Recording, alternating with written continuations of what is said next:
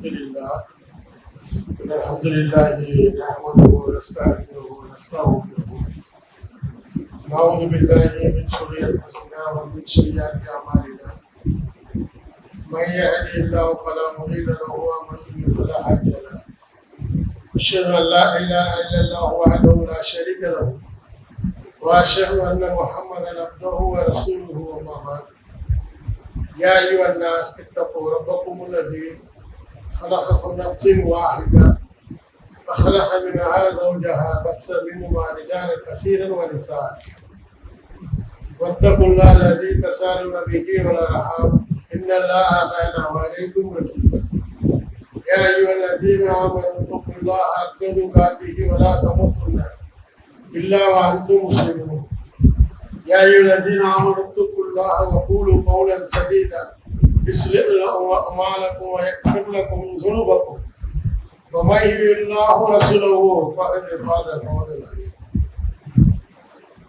புகழ் அனைத்தும் அகிலங்கள் அனைத்தும் படைத்து பரிபாலிக்கின்ற ஏக இறைவனாகிய அல்லாஹ் சுப்ஹானஹு வ தஆலா அவனுக்கே உரித்தாகட்டும் என்றும் அந்த ஏக இறைவனின் சாந்தியும் சமாதானமும் வற்றா கருணையும் அருளும் அன்பும் என்றென்றும் நம் உயிரிலும் மேலான முஹம்மது நபி ஸல்லல்லாஹு அலைஹி வஸல்லம் அவர்கள் மீதும் அவர்களின் குடும்பத்தார்கள் மீதும் அவர்களை அப்படியே பின்பற்றி நடந்த சத்திய சஹாபாக்கள் சஹாபி பெண்கள் மீதும் தாபியங்கள் தபோ தாபியங்கள் மீதும் இந்த சத்திய மார்க்கத்தை அச்சு பிறலாமல் நமக்கு கொண்டு வந்து சேர்த்த அனைத்து முஸ்லிம் நன்மக்கள் மீதும் குறிப்பாக இந்த ஜும்மா என்ற கடமையை நிறைவேற்ற வந்துள்ள நம் அனைவர்கள் மீதும் அந்த வல்ல ரஹ்மானின் சாந்தியும் சமாதானமும் மற்ற கருணையும் அருளும் அன்பும் என்றென்றும் என்று நிலவட்டுமாக என்று பிரார்த்தனை செய்தவனாக உரையை ஆரம்பம் செய்கின்றேன்.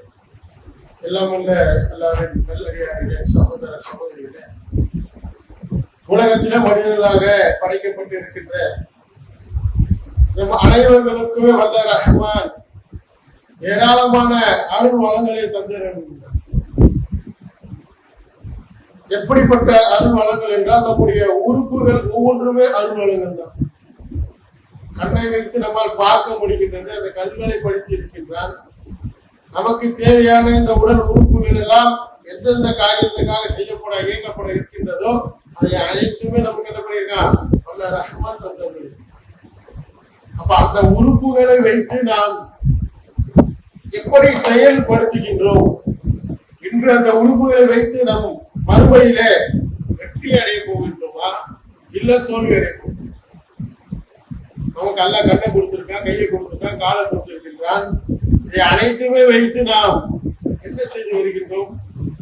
அல்லாஹ் தன்னுடைய திருமறை குர்ஆனிலே அல்லாஹ் சொல்லி காட்டும் போது 24வது அத்தியாயம் 24வது வசனத்தில் அல்லாஹ் சொல்கின்றான், யௌம தஷ்ஹது அலைஹிம் அல்சினத்துஹும் வ ஐதீஹிம் வ அர்ஜுலுஹும் பிமா கானூ யஅமலூன்.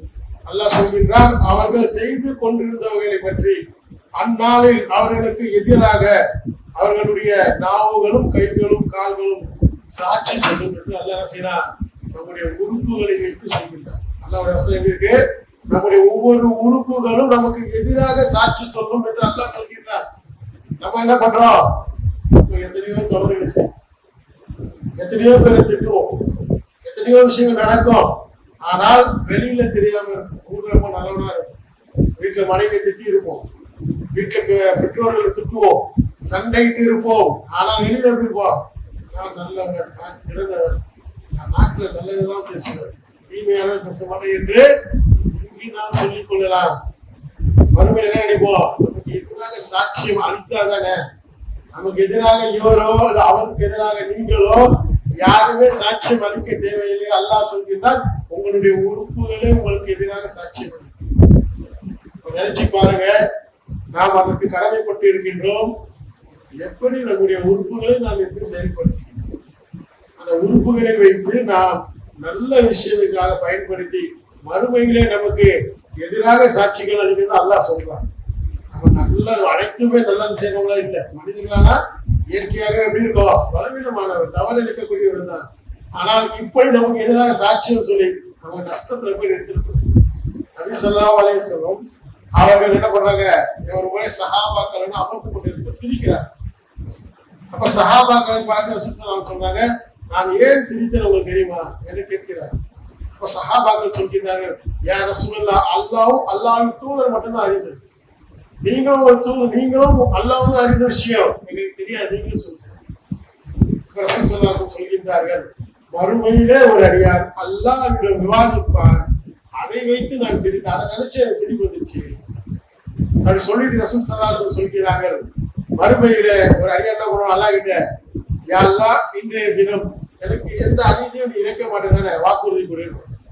அல்லாஹ் சொல்லலாம், உனக்கு எதிராக எந்த அநீதியும் இழைக்கப்படாது.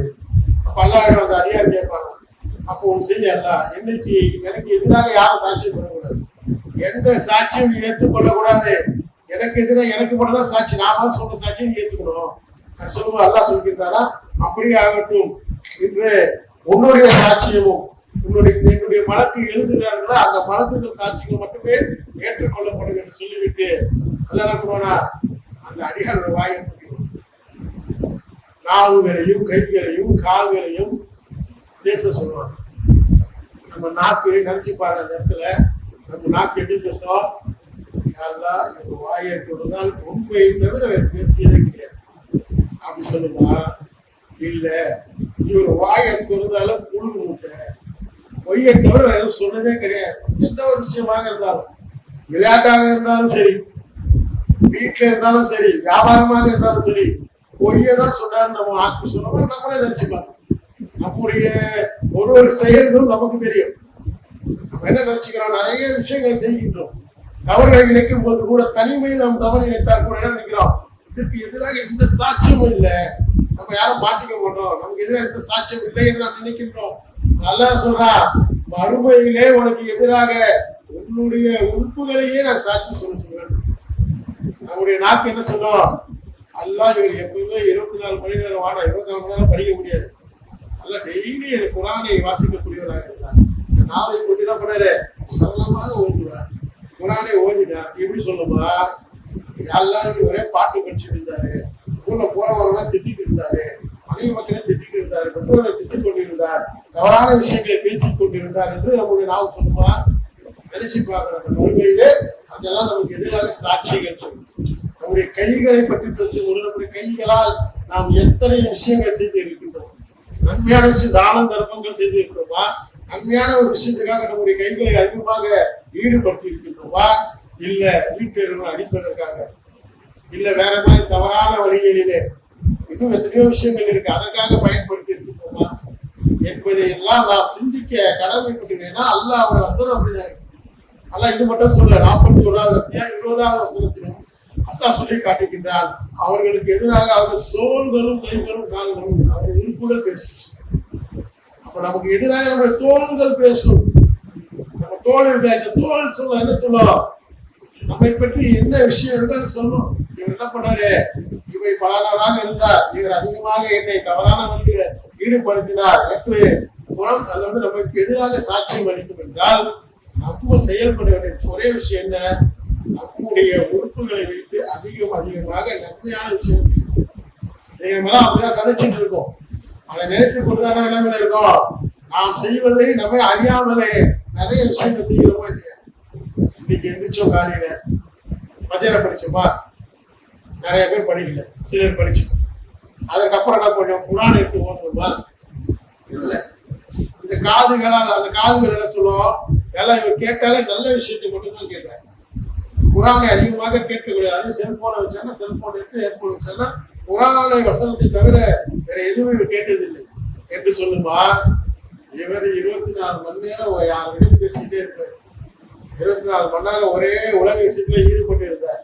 இவர் கண்களை கொண்டு அழகான விஷயங்களை பார்த்தார், நன்மையான விஷயங்களை பார்த்தார். நன்மையானதுக்காக ஏவரை எப்படி சொல்லுவானா, பெரும்பாலான நபர்கள் நம்முடைய கண்களாகட்டும் எதுவாக இருக்கட்டும் சாட்சியம். எந்த அளவு சொல்லக்கூடிய திருமுறை குரானிலே ஒரு அந்நிய பெண்ணை பார்த்தால் நம்முடைய கண்களை தாழ்த்தி கொண்டு, ஆண்களுக்கும் அதான் பெண்களுக்கும் அதுதான் ஒரே சட்டம் தான். ஆண்களாக இருந்தாலும் சரி பெண்களாக இருந்தாலும் சரி, அந்நிய ஆண்களையோ அல்ல அந்நிய பெண்களையோ ஆண்கள் பார்த்தால் கண்களை தாழ்த்தி கொள்ளுங்கள்.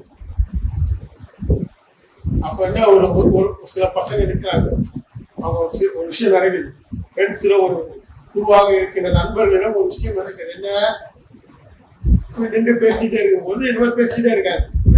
ஒரு பையன் கொண்டு என்ன பண்றான், அப்படியே அங்க ஒரு பொண்ணு வருது, அப்படியே வச்சுக்கணும் வாங்க பாக்குறது எல்லாம் முடியுது. அப்போ பசங்க அவங்க கூட பேசிக்கிறாங்க. அப்ப கண்களை தாழ்த்தி கொள்ளுங்கள் சொல்லப்பட்டிருக்கா இல்லையா, அது அந்நியற்று ஏன் பாடி விட்டுப்பாங்க. அதற்கு இந்த பையன் விளக்கம் கொடுக்கலாம். எப்படி ஜாய் செய்து ஒரு முறை பார்த்துக் கொள்ளலாம். ஒரு முறை பார்த்துக் கொள்ளலாம்னா என்ன, இப்படி வராங்க ரோட்ல போக கண்ணு முடியும் போக முடியும் எதிர்க்க வரும், அதை பார்ப்போம். சரி அப்படி நகர்ந்து போயிட்டு இதுதான் அவர் அப்படி ஒரு முறை பார்க்கலாம் என்று இருக்கின்ற அந்த அதிசயம் வச்சு என்ன பண்றாங்க, அப்படியே அச்சம் வாங்காம பார்த்தா அந்த பொண்ணு பார்த்தா திரும்பி வர இவன் பார்க்குற பார்வையில அது எங்கேயா போகுது. அப்ப அந்த கண்களை வைத்து இது உதாரணம் எதுக்கு சொல்றோம்னா, இந்த கண்களை வைத்து பெரும்பாலான தீமையான காரியத்தை ஈடுபட்டு நிறைய விஷயம் என்ன பண்றா, கெட்டதும் பார்க்கிறோம், நல்ல விஷயங்களை பார்க்கிறோமா, நல்லதுக்காக நம்முடைய கண்களை நம்ம பயன்படுத்துகின்றோமா, இல்ல பெரும்பாலும் நம்ம என்ன பண்றோம், தவறான வழியில ஈடுபடுறோம். அப்ப அந்த மறுமையிலே இறைவன் சொல்கின்ற பிரகாரம் நம்முடைய உறுப்புகள் அனைத்துமே நமக்கு எதிராக சாட்சியம் அளிக்கும் என்றால் நாம் அந்த உறுப்புகளை எப்படி என்று பயன்படுத்திக் கொண்டிருக்கிறோம். நம்முடைய கால்களை வைத்து நம்முடைய கால் மறுமையில பேசும் பொழுது அதிகமாக என்னுடைய பாதத்தை வைத்து இந்த காலை வைத்து என்ன வச்சு என்ன பண்ணாரு, பள்ளிக்கு நடந்து வந்து 5 லட்சம் சொல்லக்கூடியவராக இருந்தார். இறைவனுடைய வழியில இவர் அதிகமாக செயல்பட்டார். தாவாக்கு போனாரு, மக்களிடம் போய் என்ன பண்ணாரு, நடந்து போய் பிரச்சாரம் பண்ணாரு. இப்படி சொல்லுமா, இறைவா அதிகமாக நம்முடைய கால்களை வைத்துக் கொள்ளையே ஒரு மாதமாக சுற்றிட்டு இருந்தாரு, ஒரு இடமாக சுற்றி கொண்டிருந்தார். தீமையான இடம் காரியங்கள் எங்கு நடக்குமோ அந்த மாதிரி இடங்களை அலைந்து கொண்டிருந்தார் என்று நம்முடைய கால்கள் சொல்லுமா. நினைச்சுப்பாங்க நம்முடைய செயல்பாடுகள் அனைத்துமே எந்த அளவுல இருக்கணும், நன்மையான விஷயத்துக்காக ஏவக்கூடியதாக இருக்கும். நம்முடைய உறுப்புகள் மறுமையை சாட்சியம் அளிக்கும் பொழுது எந்த ஒரு விஷயமும் அன்னைக்கு யாருமே நம்ம சொல்ல தேவை. நம்ம வச்சுக்கிறோம் நம்முடைய மனைவி நமக்கு எதிராக சாட்சியம் அளித்தால்தான் அல்லாஹ் இடங்கள் எனக்கு அதை மட்டுமே குறிக்கும் இல்லை. நம்முடைய நாள் மனைவி சொன்னா கூட ஒரு சில விஷயம் மறந்துடுவோம். ஆனா நம்ம நாவோ நம்ம கண்டோ நம்ம உறுப்போ சொல்லிச்சுன்னா ஒண்ணு விடாம சொல்லுவோம், லிஸ்ட் வச்சு சொல்லுவோம், எல்லாத்தையும் பர்ஃபெக்டா சொல்லுவோம். இருக்கா இல்லையா? அப்போ நமக்கு எதிராக எதிரி எங்க இருக்காங்க, எதிரினா எந்த அளவுல நாம் தவறான விஷயம் செய்யும் போது நமக்கு எதிராக இருக்கும். நாம் நன்மையான விஷயங்கள் செய்யும் பொழுது நமக்கு நன்மையானதான் சொல்லுமா இல்லையா? இறைவனோட பரிந்துரை இறைவன் அதை கேட்கின்றான் என்றால் மறுமையில இருந்தார். அப்போ அந்த ஹதீஸ் ரசூல் ஸல்லல்லாஹு அலைஹி வஸல்லம் சொன்னாங்க, ஹதீஸ் படிக்கும் பொழுது அந்த மனிதனுக்கு அந்த அவனுடைய உறுப்புகள் எதிராக சாட்சி அளிக்கும் பொழுது அந்த மனிதன் அந்த உறுப்புகளை பார்த்து சொல்வானாம், உங்களுக்கு என்ன கேடு வந்துச்சு, ஏன் எனக்கு எதிராக இவ்வளவு சாட்சி சொல்றீங்க, உங்களுக்காக தான் அல்லாஹ் வாதாடி கொடுத்து, நீங்க என்னன்னா எல்லாத்தையும் புட்டு புட்டு வச்சுட்டீங்க, எதிராக சாட்சி வச்சு விட்டீங்க, நீங்க நஷ்டம் பண்ணிட்டு உங்களுக்கு என்ன சொல்லுவாங்க. ஏன் சொல்லப்படுறதுன்னா அன்னைக்கு அந்த மாதிரி ஒரு கவலைக்கிடமான நிலையில நாம் போய் நிற்க கூடாது. ஒரு ஹதீஸுமாக இருக்கட்டும், ஒரு வசனமாக இருக்கட்டும், ஒவ்வொன்றிலும் நமக்கு தான் படிக்கிறேன். ஒவ்வொன்றும் படிக்கும் பொழுதும் நம்ம உணர்ந்து படிக்கணும், நமக்கு அந்த விலங்கல். இது ஒரு உதாரணத்தை ரசூல் ஸல்லல்லாஹு அலைஹி வஸல்லம் நமக்கு சொல்கிறார்கள் என்றால் எதற்காக சொல்கிறார்கள், நாம் அதை கொண்டு திருந்த வேண்டும். நாம் மறுமையில அந்த ஒரு நிலைமையில போய் நிற்க கூடாது, நம்ம நஷ்ட வழிகளை ஆகிவிடக் கூடாது என்று நம் மீது உள்ள அந்த முகமத்தினால, நம் மீது உள்ள அந்த பாசத்தினால அவங்க சொல்றாங்க. இந்த மாதிரி நிறைய விஷயங்கள் சொல்லியிருப்பாங்க. ஆனா நம்ம என்ன பண்றோம், திருமறை குர்ஆனை வாசிக்கும் பொழுது அதை ஒரு வரலாறாக, அது ஒரு கதையாக, அதை ஒரு ஏதோ எடுத்து சொன்ன மாதிரி அதை இந்த காலம் வாங்கிட்டு இந்த காலம் விட்டு செல்லக்கூடிய மக்களாக ஒவ்வொன்றிலும் நமக்கு படிப்பினை இருக்கின்றது. அதை கொண்டு நாம் என்ன பண்ணணும், நல்ல அமல்களை செய்யும். எந்த அளவு சொல்லப்படுகிறது, எவர் ஒருவர் அதாவது ஒரு பூமியாக இருக்கக்கூடிய யார் என்றால் அவருடைய நாவுகளாலும் கைகளாலும் பிறருக்கு எந்த தீங்கு ஏற்படுத்தி அவங்களுடைய ஹதீஸ் எப்படி இருக்கு, கைகளாலும் நாவுகளாலும் பிறருக்கு எந்த தீங்கு ஏற்படுத்தி. நம்ம எல்லாம் முஸ்லீம் தீமையை நமக்கு ஏற்படுத்தலையா, வீட்டுல மனைவி அடிக்க இல்லையா, பிள்ளைகள் அடிக்க இல்லையா, அண்ணன் தம்பி அடிச்சிருக்கியா, நண்பர்களும் வீட்டு பக்கத்துல யாரும் சண்டை இட்டதே இல்லையா, எவ்வளவு செஞ்சிருக்கும். இதெல்லாம் நினைவு கூர்ந்து நமக்கு மிக முக்கியமான விஷயம் அல்லாஹ் சொல்வது என்ன? எவர் ஒருவர் மனம் இறங்கி திரும்பி மன்னிப்பு கேட்கிறாரோ அவங்க எல்லாம் மன்னிப்பு கேட்கலாம். தாராளமாக கைகளை ஏந்தி இறைவனிடம் இந்த நாவை கொண்டு இறைவா என்னை மன்னிச்சுது. இது நல்ல விஷயம் தானே. ஒரு தவறை இழைத்து விட்டோம், அதற்காக இறைவனிடம் மன்றாட இருக்கிறோம். இது செய்யல இப்படிப்பட்டவர்களாக நாம் இருக்கிறோமா என்று பார்த்தோம்னா அதுவும் கிடையாது. ஏன்னா நான் பர்ஃபெக்ட்பா, நான் எந்த ஒரு தவறும் செய்யல, நான் எப்பவுமே கிளியரா இருக்கும், எல்லாத்துக்கும் பெர்ஃபெக்ட். சொல்லுவேன், கரெக்டா சக்காத்து கொடுப்பேன், கரெக்டா நோக்கு வைப்பேன், அச்சீவ் பண்ணிட்டேன், எப்படி இருக்குமோ அப்படி இருக்கேன் அப்படின்னு நினைத்து கொண்டு இருக்கின்றோம். அப்படி தெரியாமலேயே நாம் நிறைய தப்பு அபிகளாய் செல்லும் குடும்பத்தில் நடக்கின்ற ஒரு விஷயத்தை பற்றி பேசுறாங்க. எந்த மாதிரி இந்த மாதிரி ஒரு வீட்டுல ஒரு சமையல் விஷயத்தை பற்றி பேசுவாங்க. ஒரு நல்ல நண்பர்களாக இருக்கும்போது ரசூல் ஸல்லல்லாஹு அலைஹி சொன்னாங்க, எவர் ஒருவர் தன்னுடைய தாய் தந்தைகளை திட்டுகின்றாரோ அது மிகப்பெரிய பாவம். பெரிய பாவம் சொல்லிட்டு அந்த தாய் தந்தை சஹாபாக்கள் கேட்கிறார், தன்னுடைய தாய் தந்தையை எப்படி திட்டுவாங்க? அப்ப அவர் என்ன சொல்றாங்க? ரசூல் ஸல்லல்லாஹு அலைஹி சொல்றாங்க, உங்களுடைய பிறருடைய தாய் தந்தைகளோ அவர் பெற்றோர் நீங்க திட்டும் பொழுது அவர்கள் உங்களுடைய பெற்றோரை திட்டுவாங்க. இன்டைரக்டா நம்ம என்ன பண்றோம்? மாற்றமா திட்டுறோமா? நம்ம திட்டம் அவங்க திட்டம் இன்டைரக்டா திட்டம். இந்த ரசூல் ஸல்லல்லாஹு அலைஹி செய்யறாங்க, பெரும்பாவங்கள் ஒன்று என்று சொல்லியிருக்காங்க. ஆனால் நம்முடைய குடும்பங்களிலே இது சர்வசாதாரணமா நமக்கே தெரியாம நடக்குது. உதாரணத்துக்கு ஒரு வீட்டுல ஒரு வீட்டுல எதுவும் சமைக்க சொல்லியிருக்கோம், வீட்டுல அவங்க சமைத்து வச்சிருப்பார்கள். வீட்டுக்கே எதுக்குலாம் சும்மா நிறைய பேர் வீட்டுக்கு போய் சாப்பிடுவோம், எல்லாம் வீட்டுல ரெடி பண்ணி வச்சிருப்பாங்க, எல்லாம் வாங்கி கொடுத்து வந்துருப்போம்.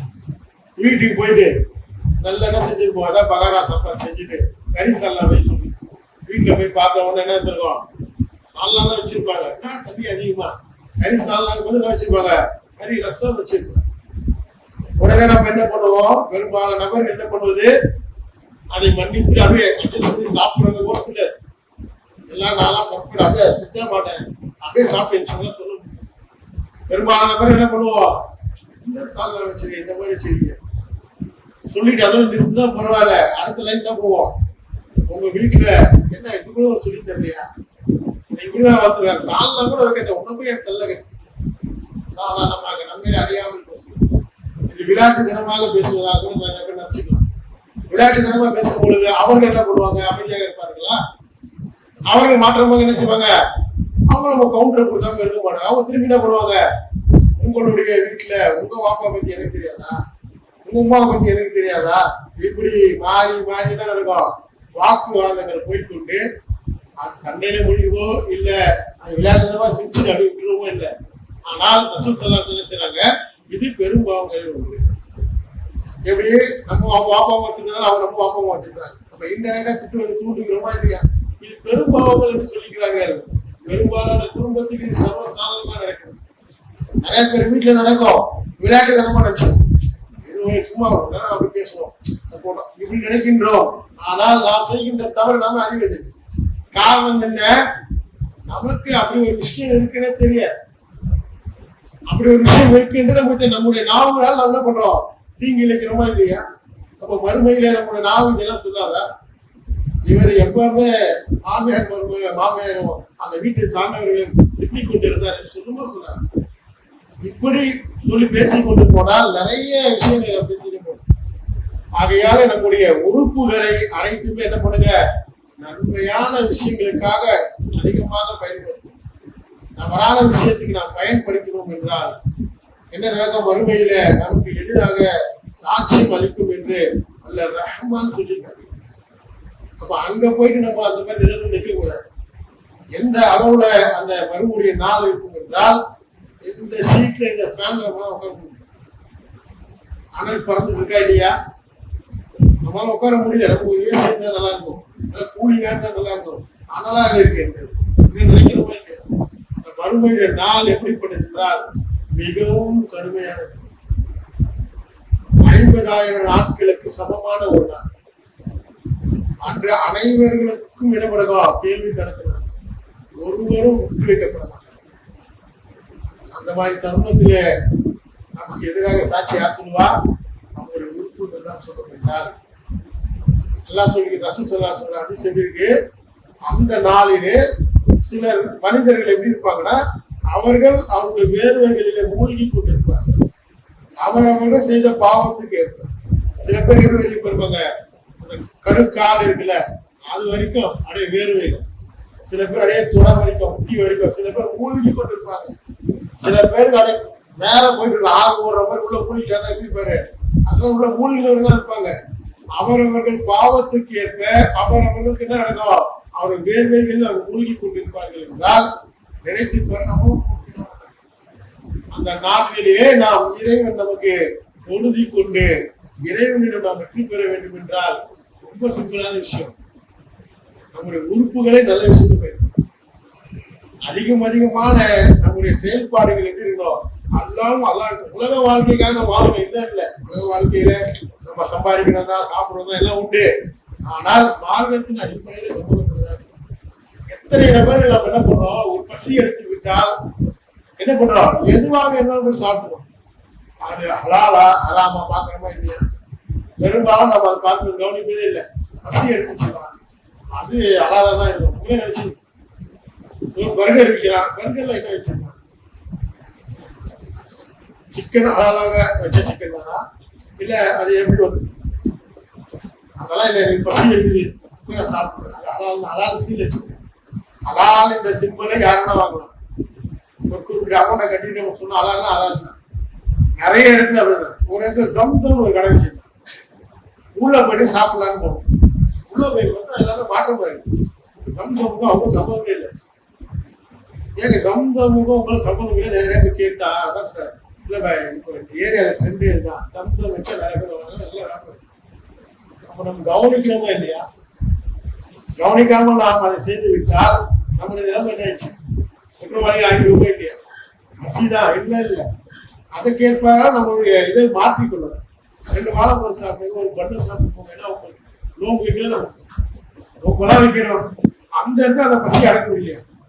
நிறைய தவறுகள், தேவையற்ற இடங்கள் எல்லாம் நம்ம பிள்ளைகளுக்கு இடம் என்ன பண்ணுது, அடம் பிடிக்கிறாங்க, வாங்கி கொடுத்துருங்க. இப்படி செய்யணுமா இல்லையா, இதெல்லாம் மறுமையிலே நம்ம கேள்விகளாக நமக்கு இதெல்லாம் நம்ம தெரிஞ்சு செஞ்சோம்னா இன்னும் குற்றம் அதிகம். தெரியாம செஞ்சா தவறு எல்லாரும் மன்னிப்பு கேட்டா மன்னித்து விடுவார். தெரியாம செய்கிறோமா தெரிஞ்சு செய்கிறோம். ஒவ்வொரு உறுப்புகளும் அந்த நாளிலே பேசும் என்றால் நமக்கு எதிராக எவ்வளவு சொல்லுமோ நினைச்சாலும் போய்வார். இனிமேலாவது நாம் என்ன பண்ணணும், நம்ம இடத்திலே அந்த மாற்றத்தை கொண்டு வந்து நாம் நன்மைகளை அதிகமாக செய்யக்கூடிய மக்களாக இருந்தோம் என்றால் மறுமையிலே நமக்கு ஆதரவாக நமக்கு சாட்சியம் அளிக்கின்ற போது நம்முடைய உறுப்பு என்ன செய்யும், இறைவா இவர் அதிகமாக உங்களுடைய திருமறை குரானை வாசிக்கக்கூடியவராக இருந்தார், மக்களுக்கு எடுத்து சொல்லக்கூடியவராக இருந்தார், இவர் பிறருக்கு ஓதி கொடுத்தாரு, அதை பண்ணார் இதை பண்ணார், நன்மையை சொல்லக்கூடியதாக நாம் மாற்றி அமைத்துக் கொள்ள வேண்டும் என்பதை கூறிக்கொண்டவராக அந்த ரஹ்மான் நம் அனைவர்களுக்கும் தௌஃபீக் தர வேண்டும் என்று பிரார்த்தித்தவராக என் முதல் உரையை நிறைவு செய்கிறேன்.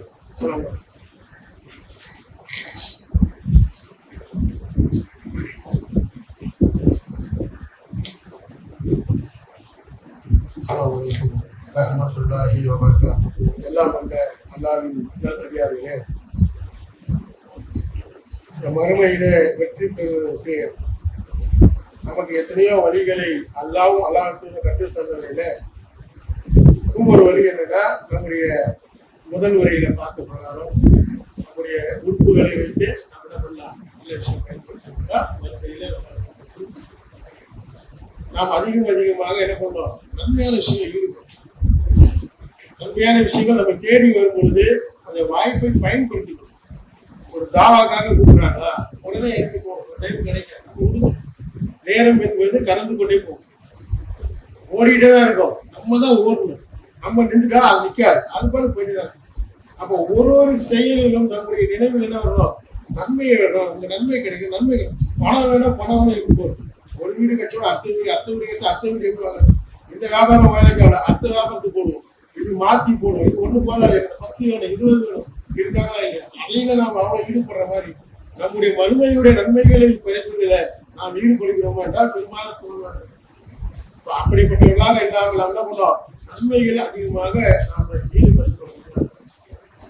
தமிழ்நாடு தௌஹீத் ஜமாத்துடைய சார்பாக இந்த வாரமுடைய ஜும்மாவோட கலெக்ஷன் வந்து வேலைச்சேரி கிளை அந்த பள்ளிக்காக அவங்க என்ன பண்றாங்கன்னா அந்த இடத்துல இருந்து வேற இடத்துக்கு மாற்றம் ஆகிறார்கள்.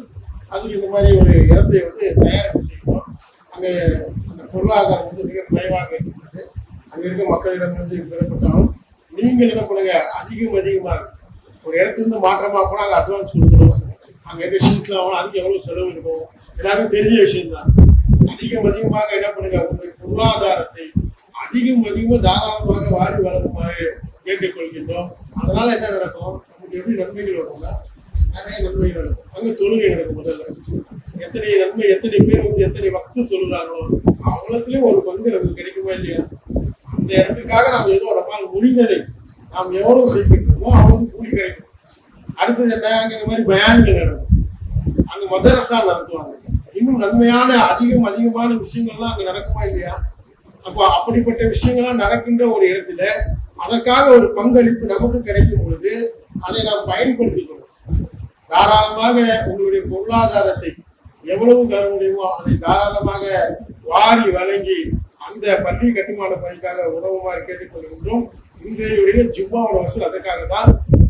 எடுத்துட்டு வந்தவங்க ஜும்மால போட்டுருங்க, இல்லையா இங்க இருக்க கிளை நிர்வாகிகளிடம் நீங்கள் எதை செய்ய போயிட்டோ அது முன்கூட்டியே சொல்லிவிட்டு அவர்களிடம் கலந்து ஆலோசனை செய்து அதிகமான நன்மைகளை செய்து வல்ல ரஹ்மான் நம் அனைவருக்கும் அந்த மறுமையிலே வெற்றி தர வேண்டும் என்று பிரார்த்தனை செய்தவனாக என் உரையை நிறைவு செய்கிறேன்.